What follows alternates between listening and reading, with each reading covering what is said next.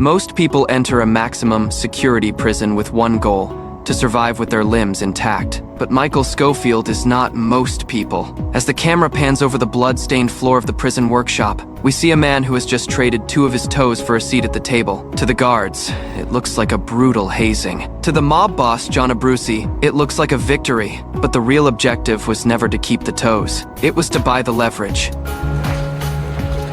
thought you said you were gonna have a conversation with him. Yeah, I did. Things escalated.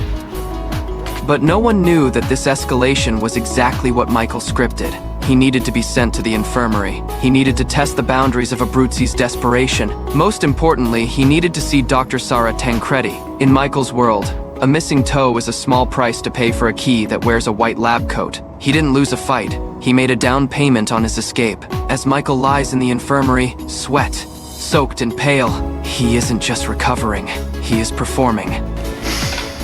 Nothing. This isn't nothing, Michael. I need you to tell me what happened. Don't make me lie to you. Please.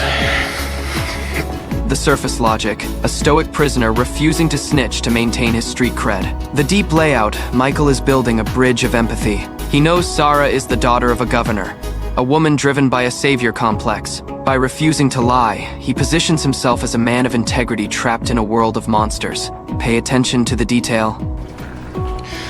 When I was young, I couldn't sleep at night because I thought there was a monster in the closet. And fear wasn't real. He said it wasn't made of anything, it was just air. Not even that. He said you just have to face it. You just have to open that door and the monster would disappear. Brother sounds like a smart man. He is. This isn't a sentimental memory. This is psychological anchoring. He is opening a door in Sara's mind, making her an unwitting accomplice in his emotional narrative. He needs her to trust him, because eventually, he will need her to leave that infirmary door unlocked. Every tear, every wince of pain, is a structural component of his plan. Back in the yard, Michael tells Lincoln, It can only take you so far. After that, you gotta take a few leaps of faith. Bruce is a huge leap of faith, Michael. I'm not talking about Abruzzi. There's someone else who holds the key to this entire thing. With him, it either works or it doesn't.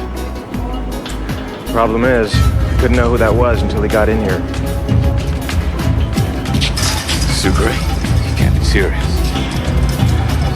But Michael Schofield doesn't leap blindly. He audits. He introduces the cell test. He hides a black object wrapped in white cloth, letting his cellmate Sucre see it. Sucre, terrified, assumes it's a cell phone.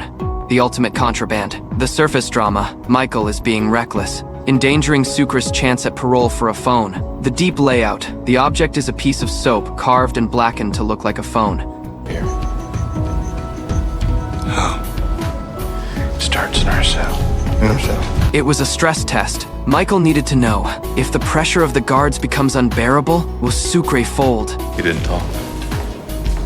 By sacrificing his own standing and letting Bellick find the phone, Michael discovers the truth. Sucre didn't snitch, but he also isn't ready for the hole. Michael is about to dig. Sucre chooses to move out, yet this was the necessary filter. Michael cannot have a weak link in a 6-foot by 9-foot cage when the digging starts. He traded a loyal but terrified friend for the possibility of a more resilient partner. Every move is a filtration process. John Abruzzi is the hammer of Fox River. To everyone else, he is a threat. To Michael, he is a logistic asset. Michael needs a plane. He doesn't just ask for one. He creates a vacuum that only he can fill. By withholding the location of Fibonacci, the man who can put Abruzzi's associates away forever, Michael forces the mobster into a corner. The detail to watch, the gift Abruzzi sends to his outside contact fall zone. It's Michael's bloodied bandages. It looks like a warning to Michael, but the true purpose was Abruzzi proving to his bosses that he still has control. It's time I lit up that leather once and for all. It's not because they are friends. It's because Michael has successfully reprogrammed Abruzzi's self-interest. Some enemies. Yeah. You scared? Men.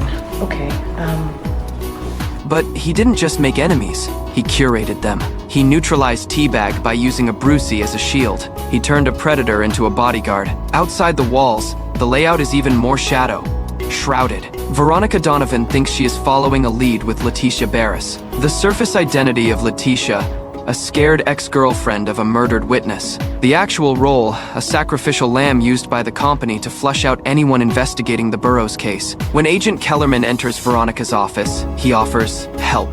The real objective, to mark her. He isn't there to investigate.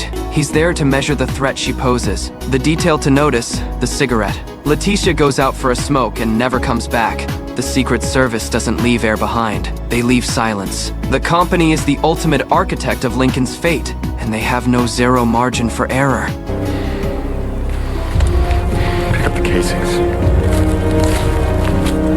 Just as Michael clears the board, Sucre is out, Abruzzi is aligned. The system strikes back. Bellic, sensing, he brings in a new cellmate, Haywire. Found you a new cellie. As luck would have it, I found him in Psych Ward. You were the only guy with an empty tray, so... Psych ward. You got a problem with that? Actual role, a human surveillance camera. Haywire has a neuropathological condition. At all.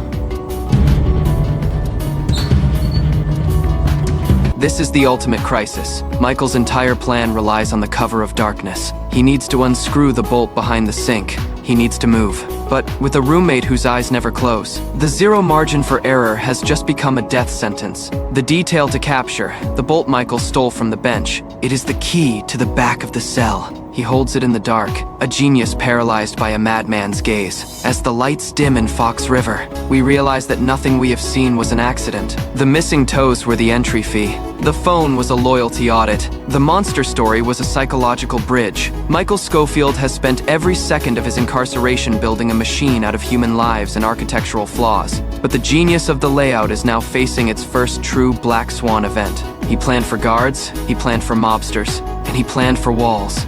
But he didn't plan for a man who cannot blink. The digging has stopped, the clock is ticking, and as the Secret Service cleans up the blood in the woods, we realize that the real monster in the closet isn't a person. It's the conspiracy that built this prison in the first place. All the coincidences have been stripped away. The board is set. The architect is trapped, and the real game has only just begun.